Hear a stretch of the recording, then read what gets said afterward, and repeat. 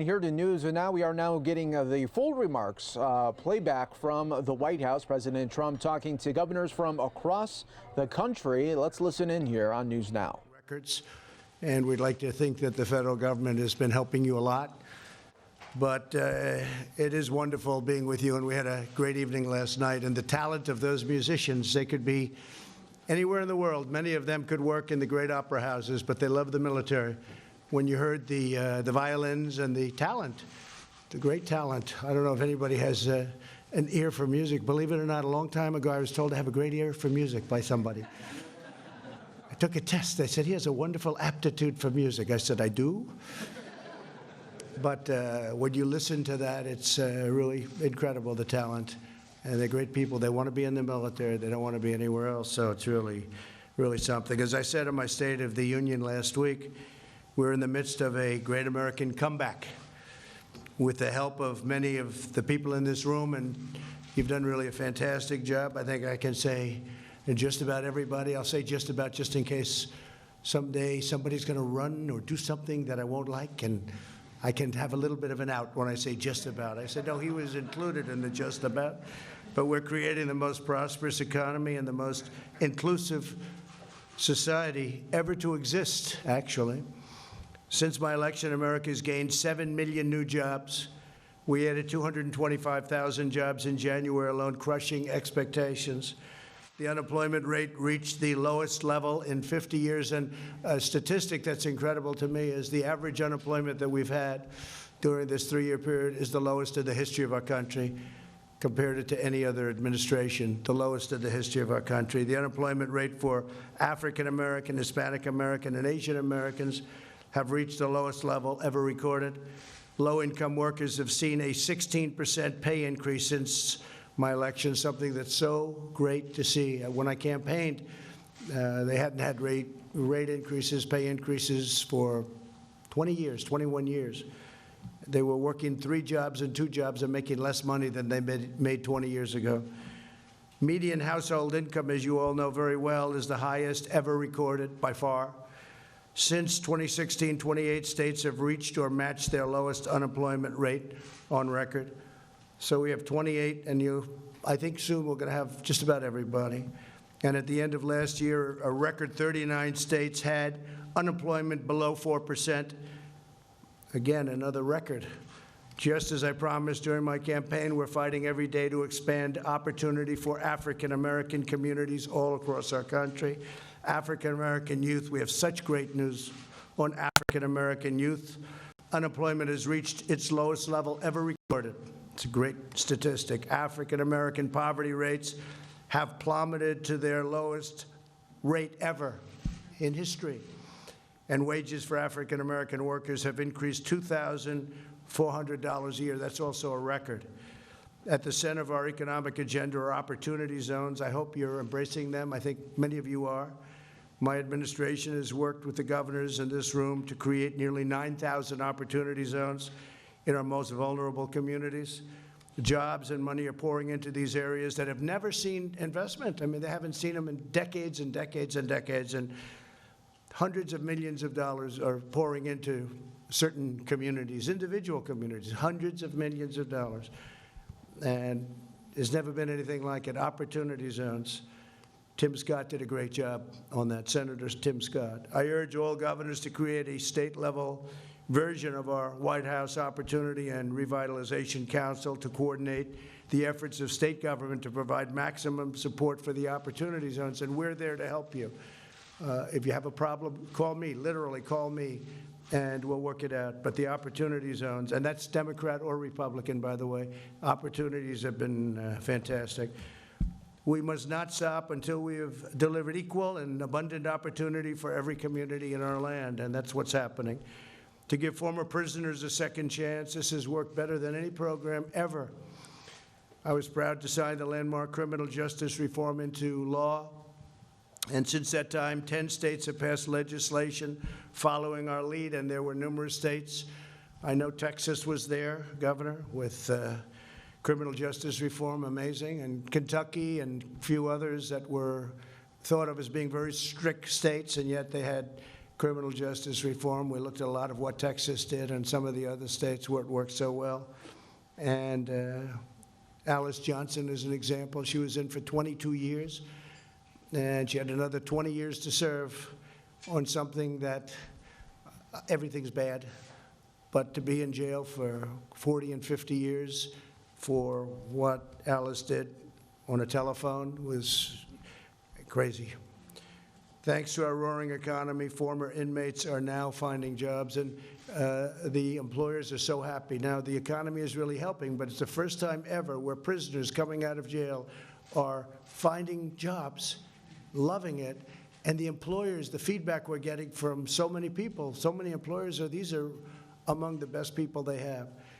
And they were in a way forced by the economy, the good economy, because it's hard to get people, down to 3.5, and actually it went to 3.6 because we're opening up the valve. They're hiring more and more people. That was a positive, 225,000, as I said. But the prisoners are now working, and they're doing a phenomenal job for the most part.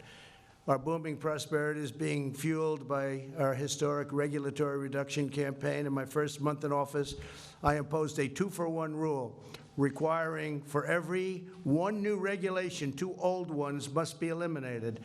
Well, that turned out to be, we went to 4, we went to 6, we went to 8. We had a period where we were at 22 to 1, 22 to 1. And we're eliminating, on average, $3,100 in regulation costs per family a year. Nobody's ever even heard of such a thing. And we're getting housing built, too. We have rules and regulations made it impossible. I hope California gets their act together, because the cost of regulations is almost the cost of a house. And they need housing, and they can't build it. They don't know what they're doing. The governor's initiative, or regulatory innovation, is designed to continue our unprecedented progress through state-level deregulation. Governor Doug Ducey has achieved 3-for-1 on cuts. Where's Doug? Good job, Doug.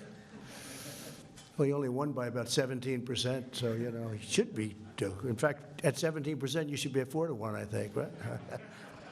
That's a big win, big one. That's a great win. And Governor Kevin Stitt of Oklahoma has reached 2-for-1 and going to 3-for-1. Where's Kevin? Hi, Kevin. Good job. Great. We're also working together, and many of you in the room have done much better than 1-for-1, much better. Some of you are up to 4. We're also working together to reform occupational licensing. Just this year, at least 12 governors have taken action to reduce burdensome occupational licensing requirements. That means licensing where either it's unnecessary or where you actually can do it very quickly. There are some licensing requirements that takes years to get approved, and it could take a matter of days.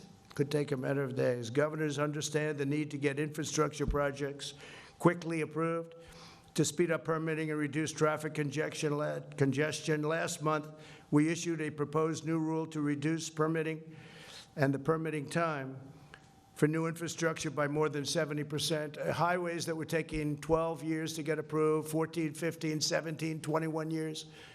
We're trying to get it down to 1 year. That means you may get rejected if you have an environmental problem or a safety problem.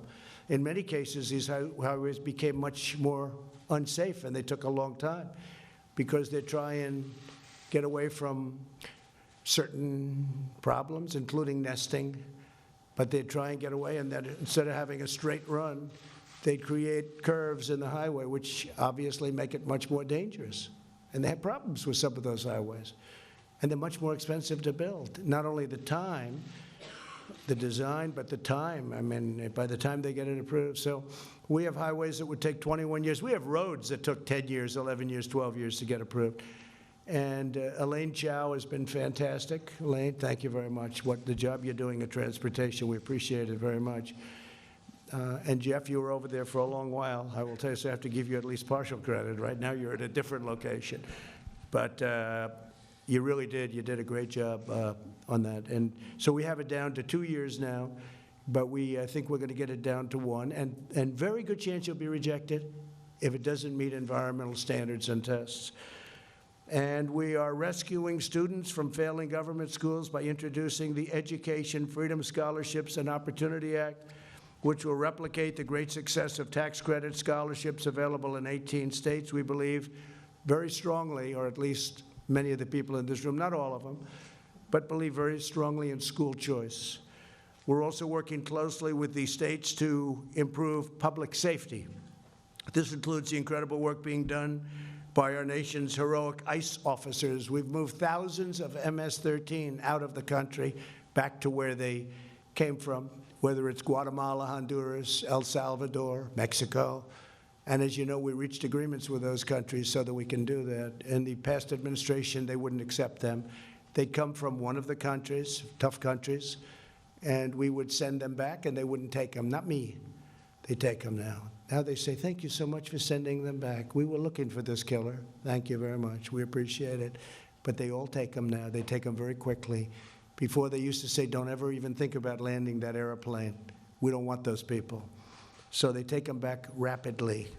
Someday they'll tell the real story as to why, but that's the way it has to be. We have thousands and thousands of killers and gang members that we're bringing back to countries that now accept them. They were not taking them back. Last year alone, ICE officers arrested 120,000 criminal aliens charged with nearly 10,000 burglaries, 5,000 sexual assaults, 45,000 violent assaults, and 2,000 murders. Now, some of them we keep here when it's very egregious. We don't necessarily trust other people to take care of justice, so we keep them here. But, you know, we don't like having people in our prisons for 50 years, 60 years, and we have to pay for it. And so for the most part, we bring them back to their countries and give them a very bad recommendation. State and local cooperation is the backbone of this effort. We have a tremendous relationship with many of the states and governments, cities. It's essential that all of our states and cities honor ICE detainer requests to ensure that safe transfer of criminal aliens into federal custody takes place. Jurisdictions that adopt sanctuary policies and instead release these criminals put all of Americans in harm's way, a very, very serious problem. I mean, we're all here for the same thing. I know we have different policies, different feelings, different everything, but sanctuary cities are causing us a tremendous problem in this country. We have stone-cold killers that they don't want to hand over to us, and then they escape into communities, and they cause, in some cases, tremendous havoc. Another vital element of federal and state cooperation is the relentless fight against opioids and the drug epidemic. We've had great progress. We're down 18, 19, and 20% in some of the communities. First Lady's been very much involved in that. Kellyanne has been very much involved in that. A lot of the people in this room, almost everybody in this room has been involved in it. So, and I want to thank you for that. We're making progress, very tough, all over the world. This is a problem all over the world. This is a big problem here, but it's a big problem almost everywhere. For the first time in 3 decades, we've achieved a decline in drug overdose deaths, including, as an example, Ohio. Mike is around here someplace. Mike? 23% in Ohio, 19% in Pennsylvania, 10% in Wisconsin, and we're averaging probably about 16, 17%. So it's been, it's not enough, but we're making a lot of progress. And if we had more help in Congress, we could get it even lower. My administration is truly grateful for the leadership, cooperation, partnership, and friendship of the governors in this room.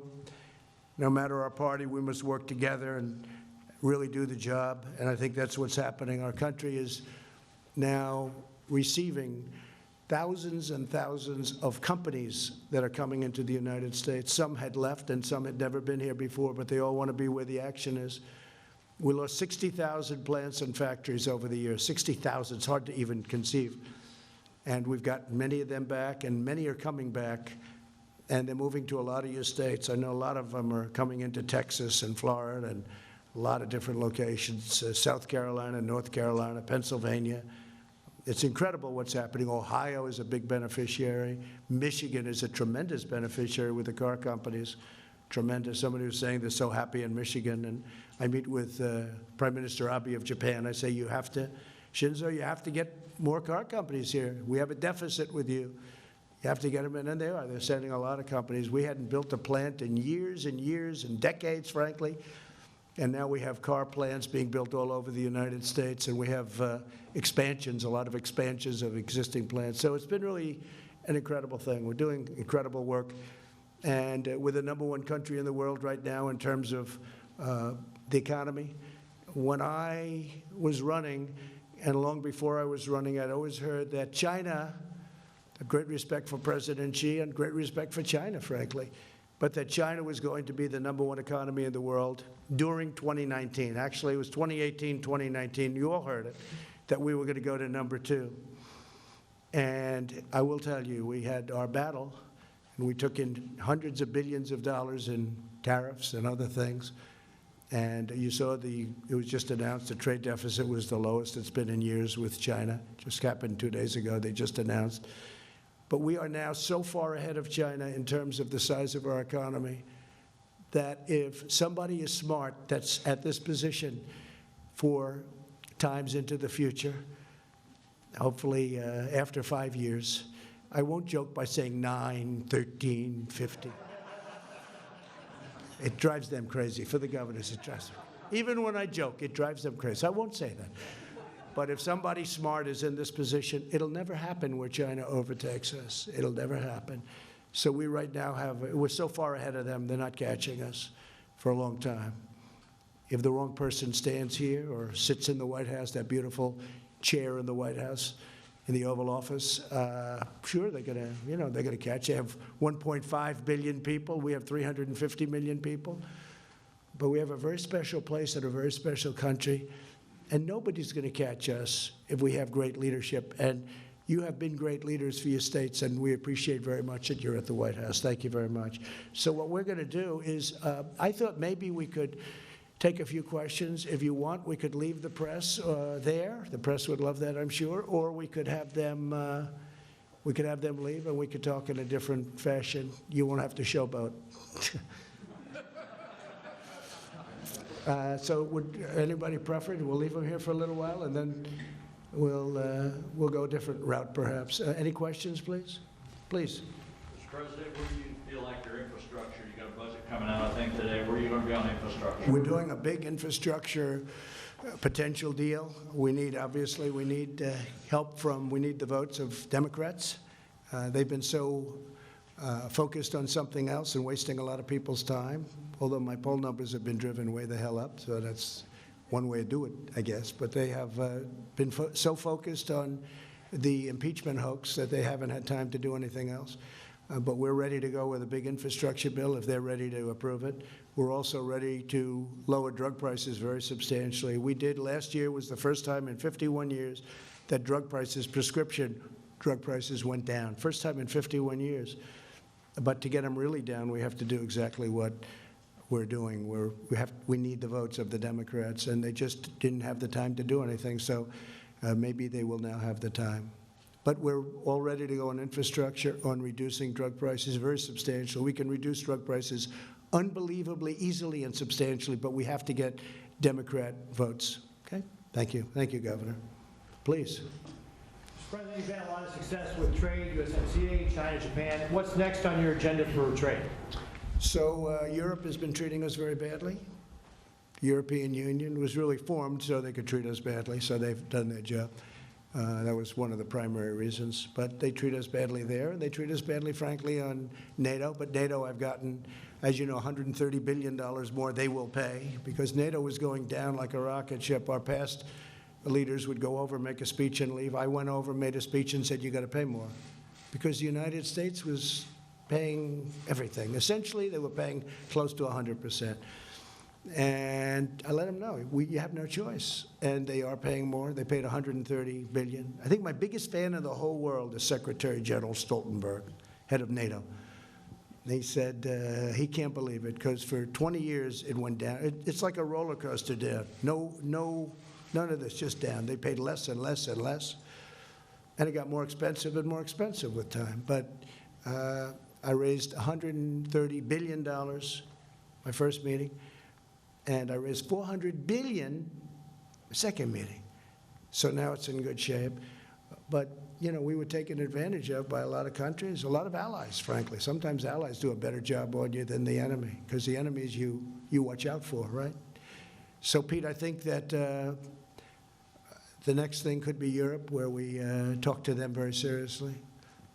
And they have to do it because there's been over the last 10, 12 years, there's been a tremendous deficit with Europe. They have barriers that are incredible. I didn't want to do them while we were doing China, Japan, South Korea. You know, I didn't want to do the whole world at one time.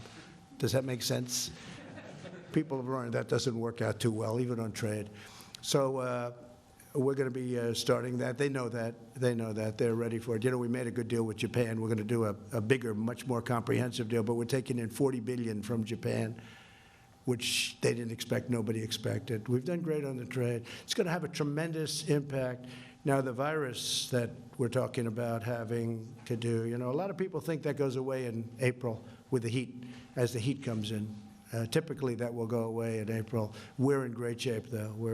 We have 12 cases, 11 cases, and many of them are in good shape now. So, but a very good question. Yes, please, Colorado. Yeah, you mentioned deporting the criminal aliens. What about also, what are your ideas for fixing it for the dreamers and the folks who are here that are hardworking and, you know, it's really tough out there and they work on our farms and the kids who grew up here, and how do we do that? And at the same time, you're also kind of enforcing the other side for those who violate our laws. Well, we almost had a deal on that with the Democrats, as you know. It was done. And then we lost a decision, and the Democrats said, Trump, who's that? Trump, who's that? But we were very close to having a deal on the Dreamers with the House and with the Senate. Would have been a very good deal for everybody. So we're looking at that. But now we're before the Supreme Court. I think we're going to win, because if we don't win, that gives the President of the United States unbelievable powers. You know, President Obama signed that bill. It was an executive order. And when he signed it, he said, essentially, he said, I don't have the right to do this, but I'm going to do it anywhere. And he was upheld by a judge. And anyway, it'll be before the Supreme Court pretty soon. And at some point, I think we'll probably make a deal on that. I do feel that way. Okay? Good question. Question? Yes, please. Gary? How's Mitt Romney? I haven't talked. You keep him. We don't want him. Go ahead. States are used to Doing a great job in Utah, by the way. Go ahead, Gary. States are used to balancing their budgets. So I think by and large we don't spend more than we take in. And I know you unveiled your budget today, and I know there's a concern for you is the growing debt. Yeah. I know we've had nonpartisan economists talk to us as governors saying this is going to come back to bite us in the future if we don't do something about it. Yeah, I agree. What are we doing? How can we get to a more balanced budget? Certainly reduce the debt as opposed to continue to grow the debt. So we're putting out a plan today that over a period of not that long a period of time brings our budget and our deficit down to what it should be, which is close to zero. And I think people are going to be very impressed by it. We're not touching Medicare. We want to keep Medicare. We're not touching Social Security. We're making our country stronger again. We're not decreasing Medicaid. But we're doing a lot of things that are very good, including waste and fraud, tremendous waste and tremendous fraud. So we're doing that in terms of certain programs. And we're taking good care of our military. We're increasing spending on our nuclear program because we have no choice because of what China is doing, what Russia is doing in particular. And so we have a very big number in for that. Now, at the same time, Russia and China both want to negotiate with us to stop this craziness of spending billions and billions of dollars on nuclear weapons.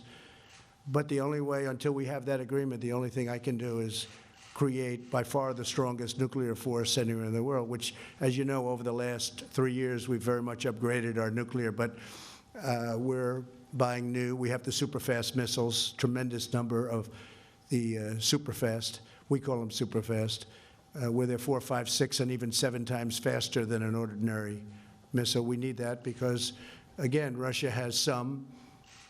I won't tell you how they got it. They got it supposedly from plans from the Obama administration when we weren't doing it, and that's too bad. That's not good, but that's how it happened. And China, as you know, is doing it. So we have a tremendous $740 billion for military. But again, it's also jobs in the United States. So it's, you know, it's everything's made in the United States proudly. And we have the best in the world. We have the best equipment in the world, the best missiles, planes, rockets. Everybody wants our equipment. We have to be very selective, obviously. But we're going to have a very good budget with a very powerful military budget because we have no choice, okay, about that. Ron, do you have something about, for instance, your plan of buying and cutting prescription drugs? You want to tell them what we're doing? Well, so we had a panel about your administration's approval under an old 2003 law that prior administrations did not utilize to allow safe and affordable drugs to be imported for Canada. So that's going through the regulatory process. We in Florida are working our own parallel track. As soon as your rules are done and in place, we're looking to buy, and we could save a lot of money just for things like our prison system because the drugs are a lot cheaper. So we think there'll be good savings here, but I think it opens up a larger conversation, which I know you want to have, about why are we funding the drugs for everyone in the world? Americans want relief, and I know you fought hard for that. But thanks for approving the Florida program. You can go, and Colorado's doing that also. You can go to certain countries, and the exact same pill made in the exact same plant, factory, wherever it may be, from one of the big companies, will sell for 50, 60, 70% less than the United States is paying because it's broken. It's a broken system. And so one of the things I've authorized is that certain states have requested, probably after this, everybody in this room will go back, but if we buy from Canada, you'll save 50% at this moment. Now, that may go up or everything may come down. One thing is going to happen or another. Either the drug companies are going to raise it and not make it possible to buy. They're going to raise it in Canada, meaning so you won't be able to do it. Or everyone's going to go down because you have a middleman in the middle that are making a fortune. Nobody knows who these people are, but they're getting rich because we had a broken system, and it's about time it gets fixed. So a lot of shakeup is going to take place. But if we had Democrats helping us, we could solve this problem in one day. But they don't want to vote. Again, they don't have any time to vote. They don't have any time to do anything other than what they do. So they seem to be freed up a lot now. They're freed up a lot, actually, I hear. How about a couple of more, and then we'll let the press go and relax and take it easy? Please, Governor. Your administration has done a great job with regard to addressing the opioid crisis. Thank you. An aspect about that is the growing problem of fentanyl, especially fentanyl coming across the southern border. Right. And it's my understanding that there's some information about a lot of that coming from China. Yes. What I'm curious about is what the status is with regard to the reduction of fentanyl coming from China and our ability to corral that and to reduce that. So as you know, it's gone down. I met with President Xi on the trade deal, and I said, you have to stop fentanyl coming into our country. You have to do me a favor and stop it. You have to get it stopped. It has to end because it's a favor for our country, and we're losing thousands and thousands of people to fentanyl. I mean, the size of a pinhead can kill a lot of people. It's unbelievably bad. And they send it direct, and they sent it through Mexico and through the border. And we would catch a lot of it, but even if a little bit got through, it's a very deadly drug. And they have cut it way back, and they've also criminalized. It wasn't a criminal. They considered a corporate kind of a thing. It was a drug of a different nature, and now they put it into their criminal statutes. And criminal in China for drugs, by the way, means that's serious. They're getting a maximum penalty, and you know what the maximum penalty is in China for that, and it goes very quickly. It's interesting. Where you have Singapore, they have very little drug problem. Where you have China, they have very little drug problem. States with a very powerful death penalty on drug dealers don't have a drug problem. I don't know that our country is ready for that, but if you look throughout the world, the countries with a powerful death penalty with a fair but quick trial, they have very little, if any, drug problem. That includes China. But they've put fentanyl now into their, he's working on that, and it's gone down a lot, as you know. They put it into their penalty system, and people will be getting the death penalty in China now for fentanyl. That was a big thing. It's not part of the trade agreement, but it is part of the trade agreement. And they have acted on it. Now, of course, they're working on something else, and I think they're doing a good job on that, on the virus. I had a long talk with President Xi for the people in this room 2 nights ago, and he feels very confident. He feels very confident, and he feels that, again, as I mentioned, by April or during the month of April, the heat, generally speaking, kills this kind of virus. So that would be a good thing. But we're in great shape in our country. We have 11, and the 11 are getting better. Okay? So great question. I think that fentanyl is a huge problem. It's almost at this moment 100% made in China, and they are starting to enforce it on our behalf. We have a good relationship with China now, probably the best we've ever had. Okay. Okay, so I think what we'll do, any other questions from the governors? Yes, please. Mr. President, I want to thank you for giving the states more flexibility in health care, particularly last week. Your Health and Human Services announced the Medicaid block grant waiver authority for the states. Arkansas will be pursuing that. But I wanted to thank you for that and also ask you, in terms of your State of the Union address, you talked about health care. Is there anything that we can expect this year in Congress, an election year? Is there anything that we can get done that you're going to be a priority in Congress this year? So we did a big thing on health care. We got rid of the individual mandate on Obamacare, which basically made Obamacare not Obamacare anymore. It was the most unpopular thing in Obamacare, and basically you paid a lot of money for the privilege of not paying to have bad health care, and nobody wanted that. And we got rid of it. Big, big move. And I had a choice. I can make, so it really isn't Obamacare anymore, but I can, and we do, as you know, we left pre-existing conditions and everything. We left it, because pre-existing we will always have. And I think I can speak for Democrats too, but we are all going to have pre-existing conditions. We are always going to make sure that that's taken care of. The pre-existing condition situation, I think I can speak, I know I can speak for Republicans, I think I can speak for Democrats. It's a part of our society right now, and nobody's going to change it.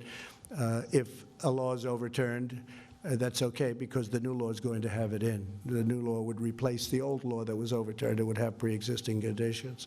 So I think that's important to say. But one thing that we will be doing is, at least from a Republican standpoint, you have 180 million people out there that have great health insurance. They love it, private health insurance. And we're going to save it. Other people are thinking about terminating it, which is brutal for unions and others. So I don't know how they're going to get around that. But we're going to be saving that.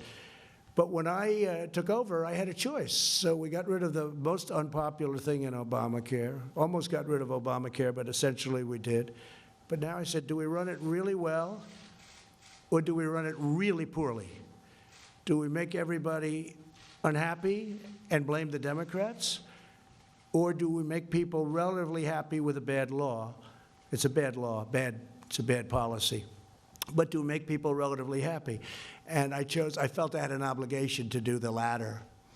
So it's been working out pretty well, and it goes along, and we've done block grants. We've done a lot of different things with different states, and we're tailor-made. Really, it's tailor-made for different states. We are doing things for states. Some people want block grants, some people want something else, and we're working with individual states. And I think governors are really happy and really surprised that we're doing that. I could have just cold-lined it and just said, we're not doing anything, and everybody would be happy, everybody would be complaining. But I think the best thing for our country to do is the way we're doing it. Until we get a replacement for Obamacare, a full replacement, that's going to be great. And I would say this, if we change the House, if we get the House, if the Republicans get the House back, we will have that. Otherwise, we'll just have to negotiate with the Democrats. And I think at some point they'll come around and start negotiating these things, because they really are good. So, media, thank you very much. We appreciate it, and we'll have a little more discussion. Thank you very much. Why did you retaliate against people who testified? Come on, we're done. Come on, guys, let's go quickly.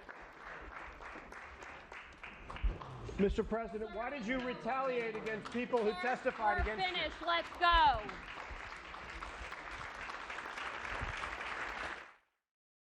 And that was the full remarks there from the president at the White House. Everyone here on Fox 10 and YouTube here, you can see our 10-day Foxcast. We're dealing with the weather here in Arizona. When we come back, we'll show you a little bit of Bernie Sanders out there in New Hampshire.